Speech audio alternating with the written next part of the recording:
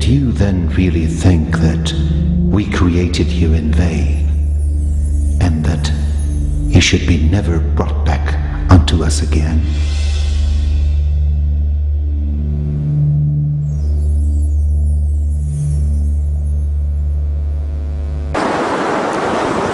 بسم الله الرحمن الرحيم. الحمد لله رب العالمين، والصلاة والسلام على سيدنا وعظيمنا وحبيب قلوبنا وشفيع نفوسنا أبي القاسم محمد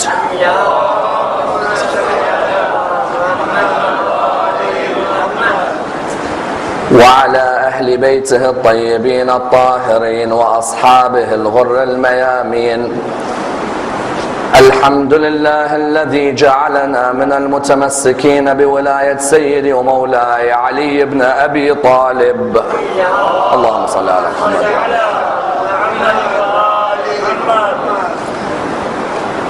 الحمد لله الذي هدانا لهذا وما كنا لنهتدي لولا أن هدانا الله. أما بعد، يقول الله في كتابه الكريم: بسم الله الرحمن الرحيم. قل لا أسألكم عليه أجرا إلا المودة في القربى. The first of our loud salawat in honor of Rasulullah Muhammad sallallahu alayhi wa alihi wa sallam.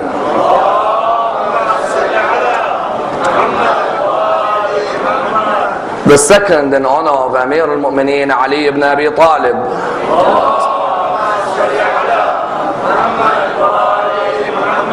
The third with your loudest voices in honor of the Imam of our time, Imam Sahib al-Asr wal-Zaman.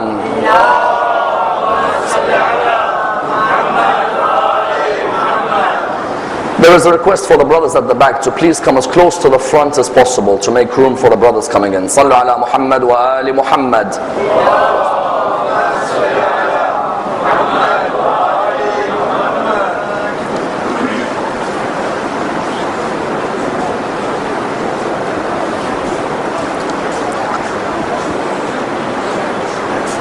Respected scholars, brothers and sisters, Assalamu alaikum wa rahmatullah wa barakatuh.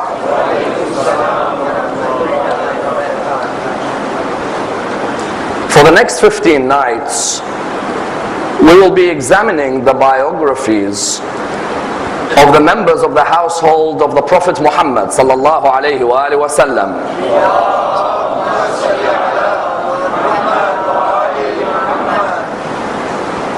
An examination of the utmost importance, one which affects each and every one of our lives, and an examination with a historical basis and a contemporary significance. In Imami theological circles, the members of the household of the Holy Prophet are referred to as the 14 Infallibles, namely the Prophet himself, his daughter Fatima, his son-in-law Ali, then his grandsons Hassan and Hussein, and the 9 descendants from Hussein, namely Ali ibn al-Hussein, Muhammad ibn Ali, Ja'far ibn Muhammad, Musa ibn Ja'far, Ali ibn Musa, Muhammad ibn Ali, Ali ibn Muhammad, Al-Hasan ibn Ali, and the Messiah known as Al-Mahdi, Ajjalallah Farajahu al-Sharif.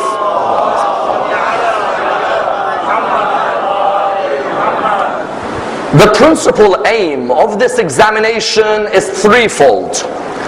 The first reason we're going to dissect the biographies of each member of the household of the Prophet is to apply their lessons into our life.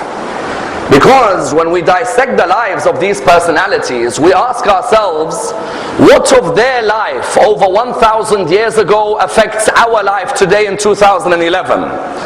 When I examine these great personalities, I ask myself which of their standpoint, which of their ethics, which of their principles can relate to my standpoints, my ethics, and my principles today. which situations did they face in their life which I may be facing in my life?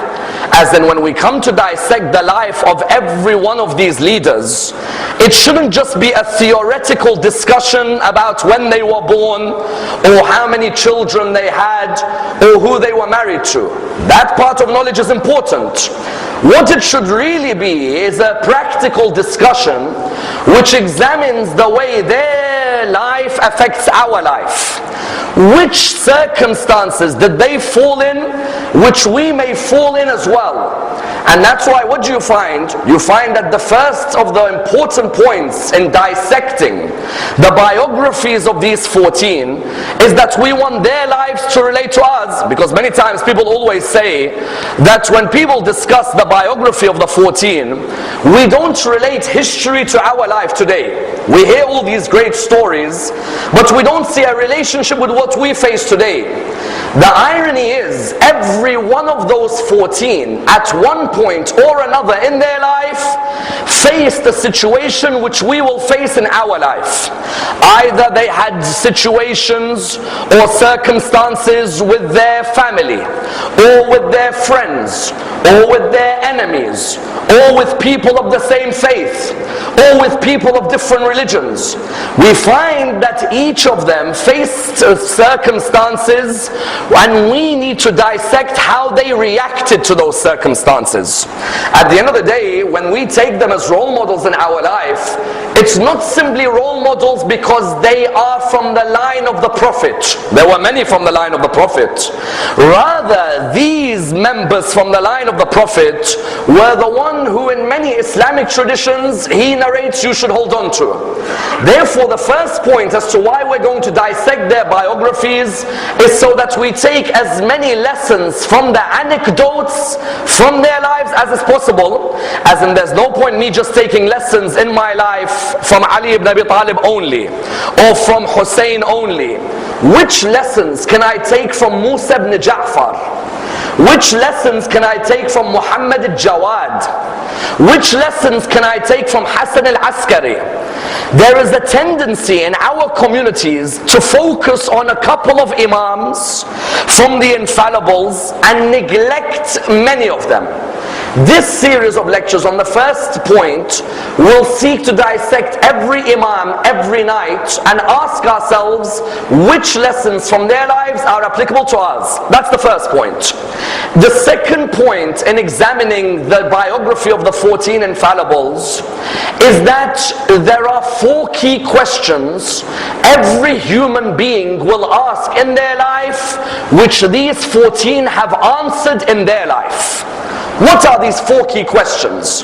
Which a Hindu will ask, a Sikh will ask, someone of the Jewish community will ask, someone of the Buddhist community will ask, someone of the Christian community will ask, someone of the atheist community will ask. There's 4 key questions which every human will ask. The first of them is a metaphysical question. The second is a cosmological question. The third is a psychological question, and the fourth is an ethical question. There is not a single human being who does not go through a moment in their life without asking these 4 questions. And there is not a single moment in the lives of those 14 where they have not answered each of them. What are the 4 questions? The metaphysical question: is there an unseen force who is the cause of the effect that we are today? Is there a God, or is it Mother Nature? That's a metaphysical question. It goes above the physical towards the unseen. Then there's a cosmological question. How did this universe begin? Many people ask that question. Then there is a what? A psychological question. What is my role in this world? Then there is an ethical question. How do I behave with other human beings, whether the human is from my religion or from another religion? Those 4 questions are the 4 most important questions in the psyche of any human. No human being will go through their life without asking these 4. The second reason we're going to diagnose and dissect and analyze the biography of the 14 infallibles is to look at what their answers were to these questions. What did Ali say about the metaphysical? What did Ja'far al-Sadiq say about the ethical? What did Ali ibn Musa say about the psychological? What did Hassan ibn Ali say about the cosmological? The second reason is that we want to see how their holistic approach to the world provides answers for mankind in the 21st century, be mankind a Muslim or not. The third reason we're going to dissect the life of the 14 infallibles in this series is because we as Muslims have committed injustice to these 14. How? We have cocooned them for ourselves and we don't share them with other religions. How many of us have explained Ali ibn Musa al-Rada's golden medical dissertation to the Sikh community? How many of us have discussed the maxims of Ali ibn Abi Talib with a Buddhist? How many of us have dissected the bravery of Hussein outside of Karbala and then discussed it with a member of the Jewish community? You notice these 14 were not meant for Muslims. Rather, they were the property of every human being. We made them the property of Islam only, and we committed an injustice. As in, how many of us can sincerely say that we've discussed our imams with our non-Muslim brethren? Some will say, okay, I discussed Imam al-Hussein one day with one of my non-Muslim friends. I asked him, how about Ja'far al-Sadiq? Did you discuss him? Or did you discuss Muhammad al-Jawad's knowledge with your non-Muslim friends? When these 14 were chosen as guidance, they were chosen as guidance for mankind, not for Islam. Islam came as a religion to allow for the evolution of the growth of mankind. The role of the 14 was what?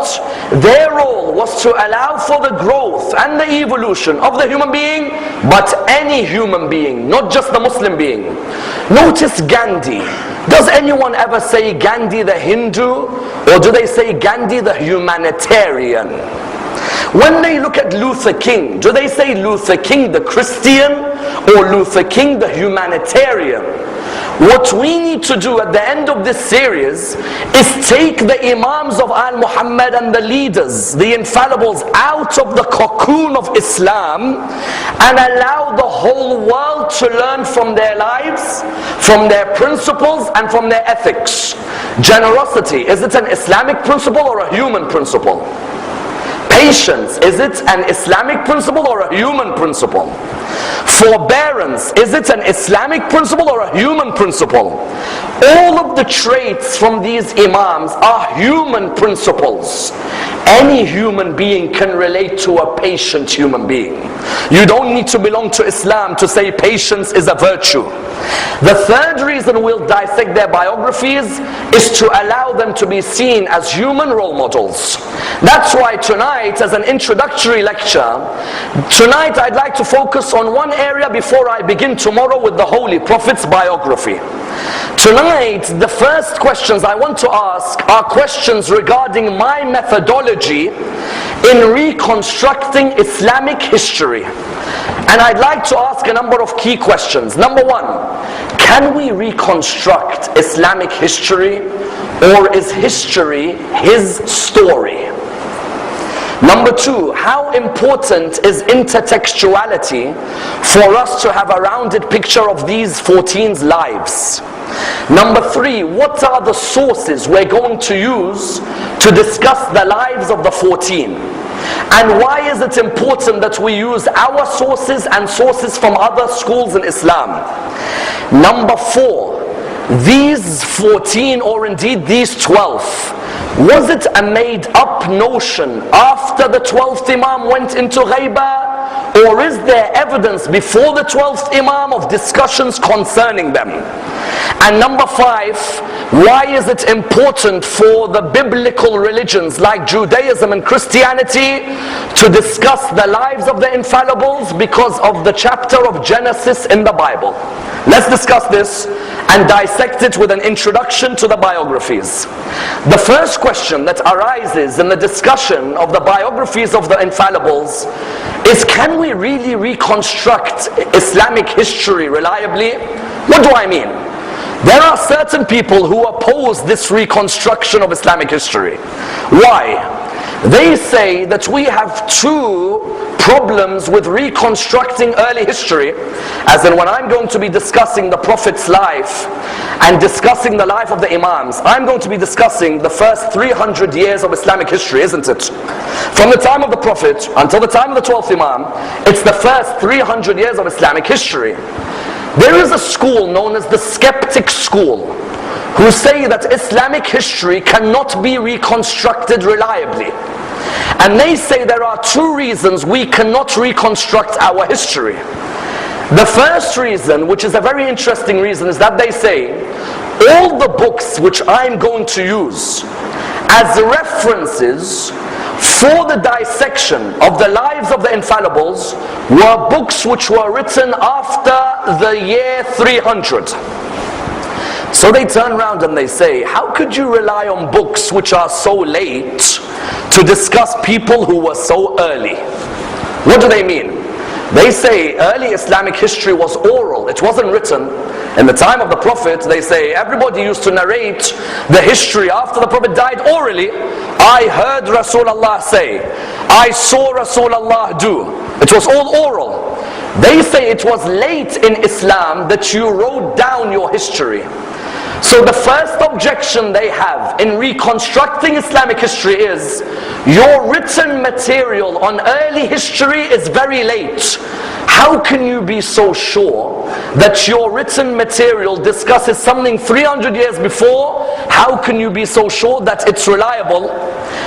Their second objection is what? History is nothing but his story. Break the word history, what do you get? His story. Their second objection is, those sources you're going to use, how do you know the author isn't writing history in a way which looks after his theology or his political opinion? It's a very interesting point. When I'm an author of a book of history, am I going to write objectively, or am I going to write in a way where I look after my people? That's why they say, you Muslims trying to reconstruct your history, the second objection they had was, history is his story. He looks back, he looks at who he likes, so he makes him look great, he makes him say great words, he makes him sound like he was brave, and he looks at who he dislikes and he makes him sound bad and weak and negative and so on. These two objections, we cannot begin with the biography of the Infallibles unless we answer these two objections. Isn't that true? Because they are very valid objections. The first one, they say, your book, for example, like Tabari, is a book of history, isn't it? They say Tabari is a book written 400 years after Muhammad died. Or they say, for example, your book like the book of Al-Baladhari and Sab al-Ashraf, that's written 300 years after Muhammad dies. Or they say Al-Kamil fi al-Tarikh Ibn al-Athir, that's written a few hundred years after Muhammad died. Or they say your books like Al-Kafi, 300 years after Muhammad died. Or Man La Yahdaru al-Faqih. They begin to name you all these books, and when you actually look at when they're written, you're like, hold on a minute, how comes all the books we use are written so late? If I'm going to use books which are written 300 years after Jamal, Siffin and Karbala, how do I know these books are actually telling the truth? Because there's such a big gap, isn't there? Say for example, Karbala was in the 61st year after Hijrah, and a book like Tabari is writing, let's say 250 years after Karbala. How do I know that he's reconstructing it exactly the way it should be? Because they're saying all your material was oral, people would hear each other, but no one was writing until late. How do we reply to both these objections? I need you to understand the reply to both. Because the moment you can reply to both, you can reconstruct Islamic history. The first reply to the group who say your books are late, we reply, number one, does a solid core of history exist from these books even though they're late? There is a concept called the solid core. What does the solid core mean? Fred Donner and Montgomery Watt said, even though you may have many books which are late, a solid core exists which allows you to paint a picture of early history. Saqifa, is it narrated in all the books? Yes. There's a solid core about Saqifa. Jamal, is it narrated? There's a solid core. Safin, do all of them talk about Safin? Yes. Nahrawan, do they talk about Nahrawan? Yes. Karbala, do they say Karbala happened? Yes. I'm not going to talk about what motivated the author. I'm focusing that do I have a solid core to work with? Because when I want to dissect the Imam number 1 until Imam number 12, I need to make sure that the solid core that I have, whether it's my school or another school in Islam, the solid core exists. Jamal happened, Safin, Nahrawan, Karbala, Mukhtar, Abdullah ibn Zubair, Abbasids, Umayyads, Harun Rashid, Ma'mun. That solid core number 1 clearly exists. Then number 2, even if you write a book later, what's there to stop you finding a chain which goes back all the way to Rasulullah? Isn't there? If I write a book 300 years after Rasulullah, I meet someone who is older than me. I said to him, excuse me, did you ever hear anything about Rasulullah? He says, yes, I heard him say, and he heard from him, and he heard from him, and he heard from Rasulullah, isn't it? What is that called? It's an isnad, it's a chain. When they came and said your books are late, we replied by saying, hold on, but our authors show us the chain, and the chain goes all the way back to early works. Abdul Razak San'ani has a book called Al-Musannaf. It's one of the earliest books of fiqh. As-San'ani, what does he do? When he takes a hadith on fiqh, he gives you the chain. Do you know why? Because he knew there'd be a day in 2011 when someone says, your book of fiqh is late. How do you know Muhammad actually gave that theory of fiqh? San'ani, what did he do? He said, okay, let me tell you how I got this hadith. I got it from Ibn Juraj, who got it from Ata, who got it from Umar ibn al-Khattab, who got it from Rasulullah. What is he given? He's given me a chain. Or in another hadith he says, this is from Ibn Ishaq, who got it from Az-Zuhri, who got it from Ibn Zubair, who got it from Zubair, from Rasulullah. Just because a book is written late does not mean you don't have a chain that goes back all that way. That's number 2. Number 3, even if my early history was oral, just because there is a lot of oral transmission, does that mean there was no one writing at home?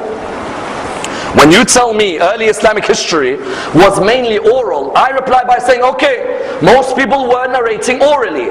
Does that mean no one was writing anything at home? On the contrary, even you find there is an article by Eaton Kohlberg, the famous academic, who says that our 5th Imam was referring to a book called Kitab Ali. Imam al-Baqir, when he was discussing a hadith, was referring to a book called Kitab Ali. That means Ali ibn Abi Talib, even though most of his words were transmitted orally, was also writing a work at home. There was already a work which was being produced. And that's why even Abdullah ibn Zubair, who was alive, how many years after Rasulullah did he live for? He lived for 55, 60 years after Rasulullah. Abdullah ibn Zubair, when you read many of his works, he will always say, which transcript or which sahifa did you get that particular narration? Even further than this, which we can go a step, when they tell me all your books of history are late, I reply to them, what is early to you? This is a vital line. What is early? When you tell me my books are late, give me a date that is early, I'll give you a source. They themselves, the term early is vague for them. They played psychologically by telling us your books are late. I reply by saying to them, what is early? Give me a date. If I give you a book from that date, will you admit I can reconstruct Islamic history clearly? Therefore, the first group, we replied back to them. But the second group were more interesting. The second group said history is his story. How do you know that that writer who you trust, of course he's going to write books praising Ali and hating Muawiyah, because he's from your school. So when he writes history, he's writing his story. He's not going to write history the way it should be written. And they gave two brilliant examples. There is two scholars who are famous historians and theologians. One is called Abu Bakr al-Baqillani, and the other is called Ahmad ibn Yahya al-Baladhri. They say that you attack Muawiyah because you say that the books of history say Muawiyah is not a good person. But the people you get your hadiths from, how many times on the minbar have you heard someone saying, it's in Bukhari, it's in Bukhari? Many times you've heard speakers who say, it's in Bukhari. Bukhari says this person is bad. Bukhari was working for the Abbasid government. Do you think an Abbasid is going to write history writing good about Bani Umayyah? It's a point. When you're saying Bukhari has a hadith where he's against Muawiyah, for example, or Yazid. Yes, but Bukhari was working with the Abbasid government. Naturally, his political affiliation may affect the way he writes history. Al-Baqillani was an Ash'arite in his theology. Therefore, when he writes history, isn't he going to write history with an Ash'arite vision? Ahmad ibn Yahya al-Baladhri was the chief judge of Al-Mutawakkil. If he's the chief judge of Al-Mutawakkil and he's an Abbasid, of course he's going to hate Bani Umayyah, because Bani Umayyah, Banu Abbas took over from them. The second school of skeptics, what did they say? They say, you Muslims can't reconstruct your history because your authors write history with the lens of their theology or their politics. They don't write it objectively. How do we reply back to them? We reply back by saying, Al-Baqillani, for example, or Al-Baladhri is an Abbasid. If Al-Baladhri is writing history with the lens of the school that he follows, that means he can't praise any Bani Umayyah, because if he's a Bani Abbasid employee, he's not going to praise anyone from Bani Umayyah. Whereas Al-Baladhri has many narrations where he praises people who are Khulafa of Bani Umayyah. If Al-Baladhri was biased in his history and he wasn't objective, he shouldn't praise Bani Umayyah. He should say, I work for Banu Abbas hate Bani Umayyah, I hate all of Bani Umayyah. No. Read the work of someone like Al-Baladhri and you will find very clearly that he praises, for example, Umar ibn Abdul Aziz. You know, Umar ibn Abdul Aziz is the one who stopped the la'na on Imam Ali in the Friday prayer. And Umar ibn Abdul Aziz is the one who gave Fadak back to the sons of Bibi Fatima. Yes? Umar ibn Abdul Aziz is an Umayyad Khalifa. If Muslim historians are writing their story, then Al-Baladhri shouldn't praise Umar bin Abdul Aziz, because Umar bin Abdul Aziz is Bani Umayyah, Baladhri is with Bani Abbas. No. We have many great historians in Islamic history who are objective. When they need to praise their own, they will praise. But when they need to praise the opposition, they will praise as well. Number two, in reply to these people, what makes you think there was a crystallized ideology in many of these people's minds at the time? You know why they say this? They say some of these scholars, they already were crystallized in their opinion. That's why they are not objective in their history. Who told you they were crystallized in their opinion? Many of them still were trying to understand how Islam developed. There wasn't such a thing as a prototype, for example, follower of Ahlus Sunnah. There was someone who in his theology was following Ash'ari and in his fiqh was following Abu Hanifa. Can you call that someone who is crystallized? No. In his theology he follows one scholar, and his fiqh he follows someone else. In other words, what are we saying? We're saying when someone replies by saying history is his story, we reply yes. There may be moments where a person's opinions affect the way they write their history, but many of our historians are objective. But that leads me on to a theory. If we are going to only use historical sources to discuss the biography of the 14 Infallibles, we're going to find ourselves in a debate which is what? Cyclical. They'll keep coming back to us and they'll keep saying, but it's a book of history and you can't rely on history, and history is only writing his story. So do you know what theory we're going to use in the next 15 nights? We're going to use the theory of intertextuality. why should I discuss the biography of the Imams only from history? Why don't I use different genres of Islamic literature?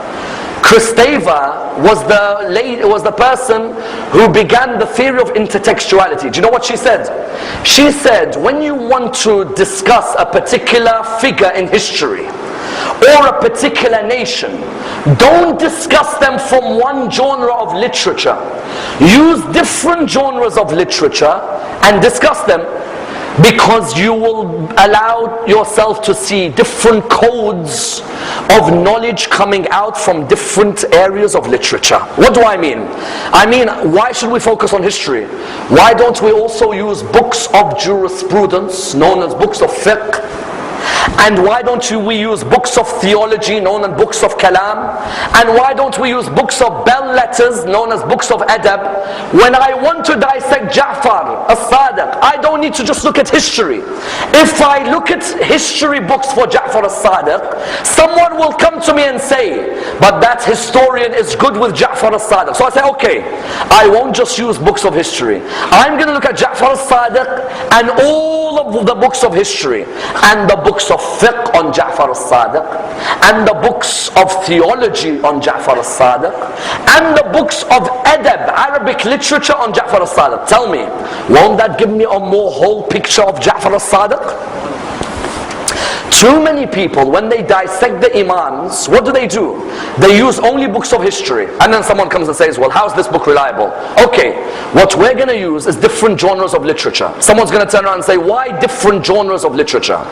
History will give me a narrative. Fiqh will show me how much they contributed to this religion's legal system. If I take a book of early jurisprudence, I will show how Muhammad al-Baqir is in a different league to anyone around him. If I only took a book of history, I will only look at Muhammad al-Baqir in terms of family, wife, children, wars. If I use a book of fiqh, I can show you Muhammad al-Baqir's legal knowledge of salah and sawm and zakat and hajj and khums and so on. But I'm not going to stop there. Let me look at Muhammad al-Baqir also from theology. Let's look at his sermons on predestination and free will. Let's look at his sermons on the importance of God's mercy to mankind. Let's look at his sermons on theological issue about sin and the different types of sin. Now look, I have Muhammad al-Baqir from history. I have Muhammad al-Baqir from fiqh. I have Muhammad al-Baqir from theology. I don't stop there. I'm also going to look at Muhammad al-Baqir from Arabic literature. Let's look at the eloquence of Amir al-Mu'mineen from Arabic literature as well. The khutbah of Imam Ali, where he doesn't use the letter alif once. Or the khutbah of Imam Ali, where he was asked, can you give a whole khutbah without using a letter of the Arabic alphabet which has a dot? He gave a whole khutbah without any of the letters with dots. If I use a book of history, Ali ibn Abi Talib will be narrow to a historical figure. Let me show Ali from history, Ali from fiqh, Ali from theology, Ali from Arabic literature. Now you will see why they are on a different level to those who surrounded them. So someone asks, so what are the sources you're going to use? These are the sources I'm going to use over the next 15 nights. I'm mentioning them so that you may go and do further reading on these sources and allow for a more grand picture of these 14 infallibles. From history, I'm going to use the works of Baladhari, Tabari, Ibn al-Athir, Yaqubi, Mas'udi. These are going to be my historians. In theology, I'm going to use the works of Shaykh al-Mufid, Sharif al-Murtada, al-Tawhidi, Qadi Abd al-Jabbar, Qadi Nu'man. These are the people for me for theology. In fiqh, I'm going to use the works Al-Fiqh Al-Akbar of Abu Hanifa, Kitab Al-Umm of Imam Al-Shafi'i, Malik's Muwatta, the work of later jurisprudence like Jassas, for example, and even taking snippets from the works of Bukhari and Muslim and Nasa'i and so on. In Arabic literature, we're going to use Jahid and we're going to use Tawhidi. Now we've got 4 genres of literature to examine 14 human beings. 4 genres of literature.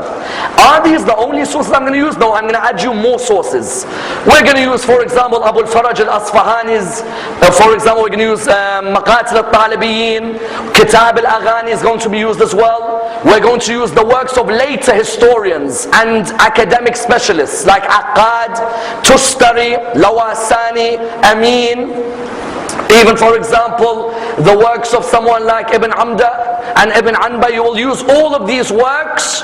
And what are we going to do? Not just focus on historical works. Use the theory of intertextuality.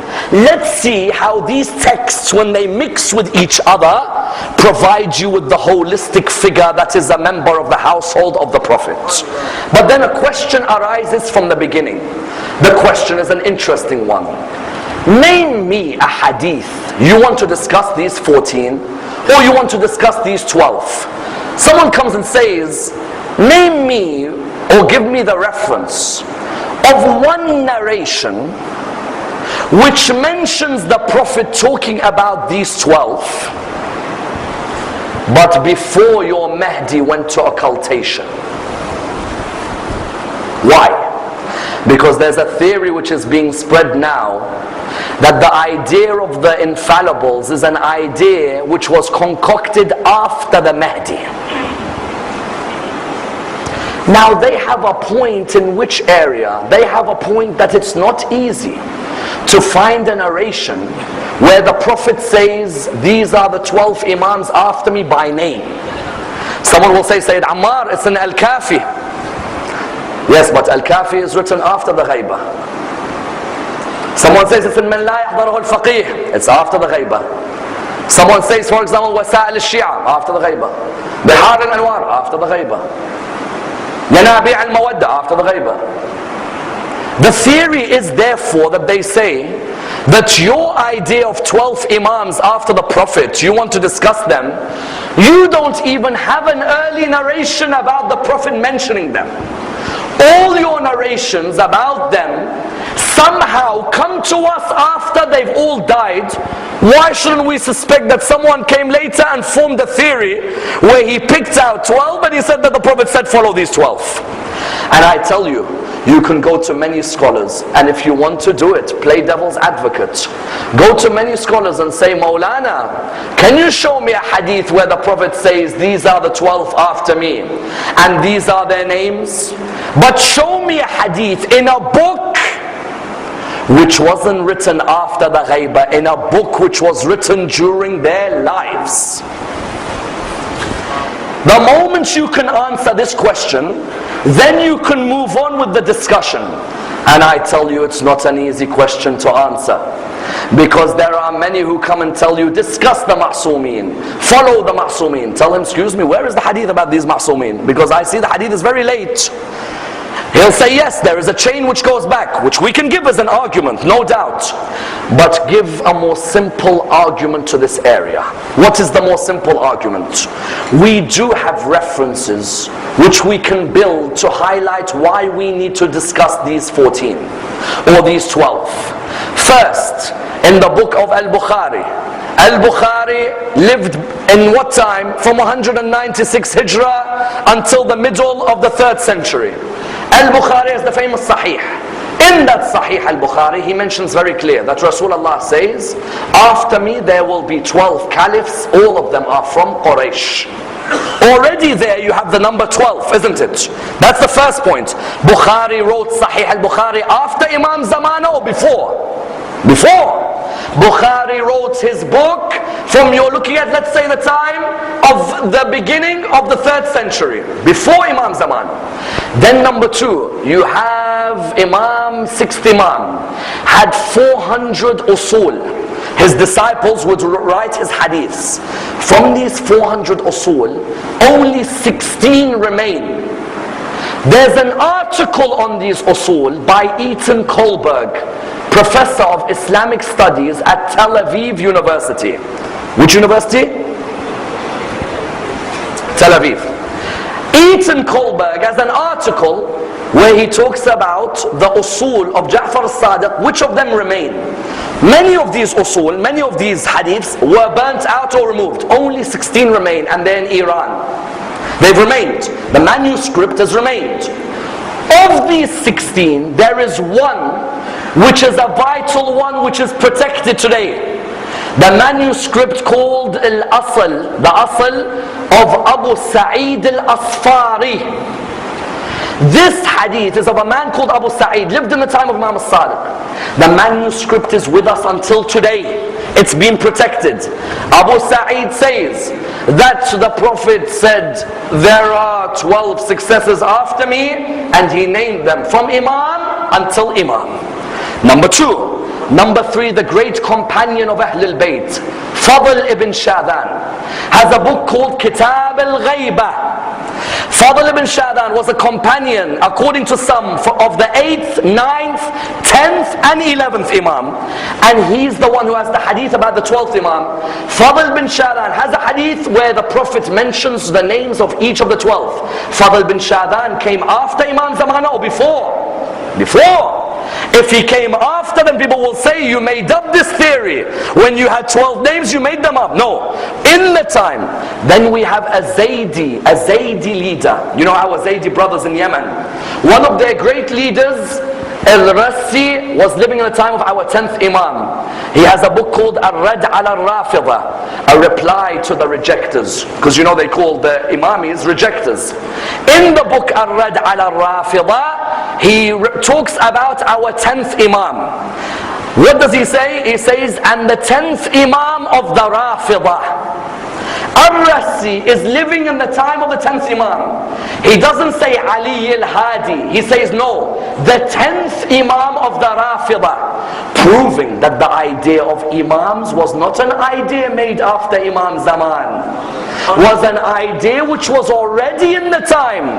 It's not an easy concept to understand. It may even be an easy concept which you need to go over again after this. But understand that these documents are vital to show in the time of the Imams there was already a discussion about the 12th. And that's why, as a conclusion, is it only us as Muslims who need to dissect, like we're going to from tomorrow, begin the biography of the Prophet, then Imam Ali, then Imam every night? Is it only us? No. Genesis in the Bible has a fundamental verse which highlights that God has always promised the human being that his message would continue in a certain line. Genesis chapter 17, verse 18 to 20. When Sarah cannot give birth to Abraham, she does what? She says, marry my maidservant Hajar. Hajar gives birth to who? Ismail. In the Bible in Genesis, it discusses the story. When she gives birth to Ismail, in the Bible, in Genesis, it says that she gave birth to the baby and a spring of water gushed. After that it says, God says to Abraham, I will bless the generations of Ismail and make them blessed and make them fruitful and make them a large nation and allow them to have 12 princes from his line. In other words, when we're going to dissect this series on the biography of the Ma'sumin or the biography of the Infallibles, understand the dissection is not just an Islamic or an Imami dissection. It's a dissection which is the responsibility of every one of you to spread to your non-Muslim brethren that God did promise that there will be 12 princes with a large nation from the line of Nabi Ismail. Inshallah, tomorrow we will begin with the biography of the Holy Prophet.